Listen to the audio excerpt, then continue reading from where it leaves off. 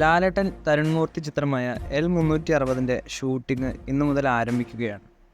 ഒരുപാട് വർഷങ്ങൾക്ക് ശേഷം ശോഭനയും ലാലേട്ടനും വന്നിരിക്കുന്ന ചിത്രമെന്ന പ്രത്യേകത കൂടിയുണ്ട് L360. L360 കാസ്റ്റിംഗ് സംബന്ധിച്ചുള്ള അപ്ഡേറ്റും ഇപ്പോൾ വന്നിട്ടുണ്ട്. മണിയമ്പിള്ള രാജു, ഫർഹാൻ ഫാസിൽ, ബിനു പപ്പു എന്നീ താരങ്ങൾ സിനിമയിലുണ്ടാകുമെന്നാണ് പറയുന്നത്.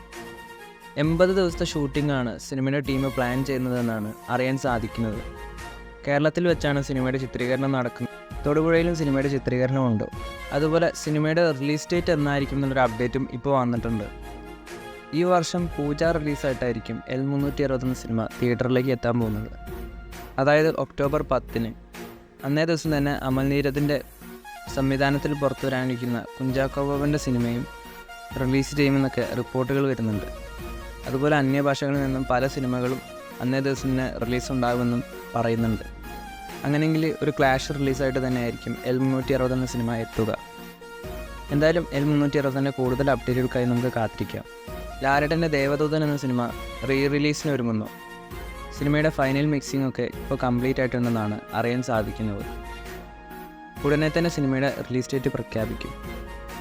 കൂടുതൽ ലാലേട്ടൻ സിനിമകളുടെ അപ്ഡേറ്റുകളുമായി അടുത്തൊരു വീഡിയോയിൽ കാണാം.